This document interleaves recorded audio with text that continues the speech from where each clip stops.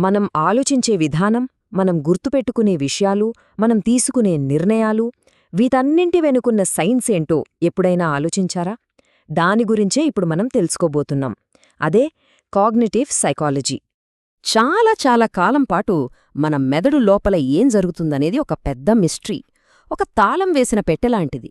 Science కూడా దాన్ని తెరవలేకపోయింది. దాన్ని బ్లాక్ బాక్స్ అని అనేవాళ్లు. అసలు విషయానికి వస్తే చాలా కాలంపాటు మనస్తత్వ శాస్త్రవేత్తలు మనస్సు లోపలేముందో చూడడానికే ఇష్టపడలేదు. ఎందుకో చూద్దాం. అంటే 20వ శతాబ్దం ప్రారంభంలో బిహేవియరిజం అనే ఒక సిద్ధాంతం బలంగా ఉండేది. దాని ప్రకారమేంటంటే, ఒక వ్యక్తి బయటకు ఎలా ప్రవర్తిస్తున్నాడనేదే ముఖ్యం. వాళ్ల మనస్సులో ఏమాలోచిస్తున్నారు, వాళ్ల ఫీలింగ్స్ ఏంటి, ఇవన్నీ అనవసరం, వాటిని సైంటిఫిక్గా చూడలేం అని వాదించేవాళ్లు. ఇక్కడే అస్సలు పెద్ద తేడా వచ్చింది. ఒకవైపు బిహేవియరిజం మనసుని ఎప్పటికీ తెరవలేని ఒక బ్లాక్ బాక్స్లాగా చూసింది. కాని మరోవైపు కొంతమంది కొత్త ఆలోచనాపరులు లేదు, మనం ఆ బాక్స్ లోపలికి చూడాలి అని బలంగా నమ్మారు. మరి సైన్స్ చివరికి ఆ బ్లాక్ బాక్స్ తాళాన్ని ఎలా తెరవడం మొదలుపెట్టింది? ఆ కోడ్ను ఎలా ఛేదించింది? ఈ ప్రయాణం చాలా పెద్దది. పురాతన గ్రీకు తత్వవేత్తల కాలం నుంచి మొదలై మొదటి సైకాలజీ ల్యాబ్స్ ఏర్పాటు వరకు సాగి చివరికి 1950లు 60లలో ఒక పెద్ద టర్నింగ్ పాయింట్కి చేరుకుంది. దీన్నే మనం కాగ్నిటివ్ విప్లవం అని పిలుస్తాం. ఇక్కడ సైన్స్ని వదిలేయలేదు. నిజానికి అదే సైంటిఫిక్ పద్ధతుల్ని మన ఆలోచనల లోపలి ప్రపంచాన్ని అర్థం చేసుకోవడానికి ఉపయోగించడం మొదలుపెట్టారు. అయితే ఈ విప్లవానికి అసలైన బూస్ట్ ఇతర రంగాల నుంచి వచ్చింది. ముఖ్యంగా భాషాశాస్త్రం, ఇంకా చెప్పాలంటే కంప్యూటర్ సైన్స్. కంప్యూటర్ల రాకతో ఒక అద్భుతమైన కొత్త ఆలోచన వచ్చింది. ఏంటంటే, ఒకవేళ మన మెదడు కూడా ఒక సూపర్ కాంప్లెక్స్ కంప్యూటర్ లాంటిదే అయితే? సరే, ఆ బ్లాక్ బాక్స్ తెరిచాక లోపల ఏం కనిపించింది? మన చుట్టూ ఉన్న ప్రపంచాన్ని అర్థం చేసుకోవడానికి ఒక అద్భుతమైన సిస్టమాటిక్ పద్ధతి. దీని వెనుక ఉన్న ముఖ్యమైన కాన్సెప్ట్ ఇదే. మన మనస్సులో యాక్టివ్ ప్రాసెసర్లు, అంటే అవి నిరంతరం మన చుట్టూ ఉన్న ప్రపంచం నుంచి డేటాను తీసుకుంటాయి, దాన్ని ప్రాసెస్ చేస్తాయి, దాని రూపాన్ని మారుస్తాయి, అచ్చం ఒక కంప్యూటర్ లాగా. ఈ చిత్రం ఆ ప్రాసెస్ను చాలా బాగా చూపిస్తుంది. చూడండి, ప్రతి క్షణం మన కళ్ళు, చెవులు, చర్మం ద్వారా కొన్ని వేల సంకేతాలు లోపలికి వస్తాయి.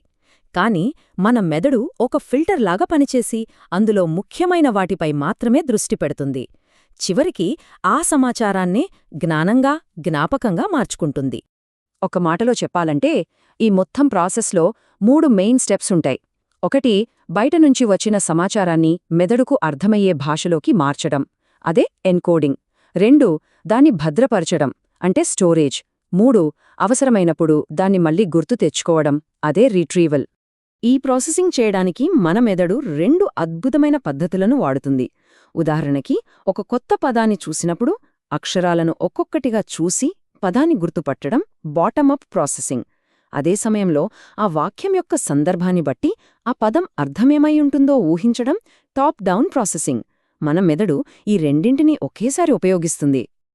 మనసు ఎలా పనిచేస్తుందని చెప్పే థీరీలు ఒకెత్తు, కాని అసలు మ్యాజిక్ ఎక్కడ మొదలైందంటే, ఆ పనిచేస్తున్న మనసును మనం టెక్నాలజీతో నిజంగా చూడగలగడం దగ్గర. అవును, ఈరోజు మన దగ్గర ఎఫ్ఎంఆర్ఐ, ఈఈజీ లాంటి అడ్వాన్స్డ్ టూల్స్ ఉన్నాయి. వీటితో మనం ఒక మ్యూజిక్ వింటున్నప్పుడు లేదా ఒక లెక్క చేస్తున్నప్పుడు మన బ్రెయిన్లో ఏ భాగాలు యాక్టివ్గా ఉన్నాయో లైవ్గా చూడొచ్చు.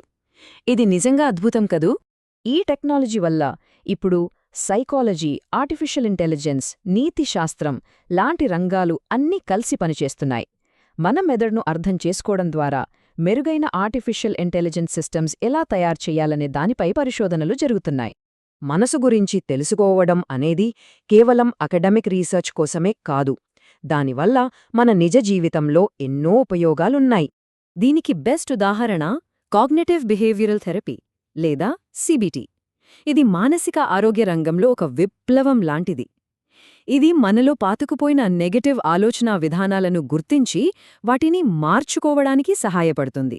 నేను ఎందుకు పనికిరాను లాంటి ఆలోచనలను ఛాలెంజ్ చేసి వాటిని మరింత వాస్తవికంగా మార్చడం నేర్పిస్తుంది. ఎందుకంటే మన ఆలోచనలు మారితే మన భావాలు, ప్రవర్తన కూడా మారతాయి. ఇది ఒక్క మానసిక ఆరోగ్యానికే కాదు, పిల్లలు ఎలా బాగా చదువుకోవాలి, ఆఫీస్లో మంచి నిర్ణయాలు ఎలా తీసుకోవాలి, మనం రోజు వాడే స్మార్ట్ఫోన్ యాప్స్ ఇంకా సులభంగా ఎలా డిజైన్ చేయాలి, ఇలా ప్రతి రంగంలోనూ కాగ్నిటివ్ సైకాలజీ ప్రభావం ఉంది. సరే, మరి చివరిగా మన ఆలోచనల అధ్యయనం యొక్క భవిష్యత్తు ఎలా ఉండబోతోంది? మన మెదడును అర్థం చేసుకునే శక్తి పెరిగే కొద్దీ దాన్ని మార్చగలిగే శక్తి కూడా పెరుగుతుంది. ఇది న్యూరోఎథిక్స్ అనే ఒక కొత్త రంగానికి దారితీసింది. మన జ్ఞాపకశక్తిని మెడిసిన్తో పెంచడం లేదా మన ఏకాగ్రతను టెక్నాలజీతో కంట్రోల్ చేయడం లాంటివి ఎంతవరకు కరెక్ట్ లాంటి ముఖ్యమైన ప్రశ్నలు ఇప్పుడు మన ముందున్నాయి. ఒకప్పుడు బ్లాక్ బాక్స్ అనుకున్న మన మనస్సు యొక్క రహస్యాలను ఛేదించే ప్రయాణం ఇక్కడితో ఆగిపోలేదు. ఇప్పుడు మనల్ని సరికొత్త ప్రశ్నల ముందుకు తెచ్చి నిలబెట్టింది. మన మెషీన్లు మనలాగే ఆలోచించడం మొదలుపెడితే అప్పుడు మనిషి ఆలోచనకు అసలు అర్థమేంటి? ఈ అన్వేషణ ఇప్పుడే మొదలైంది.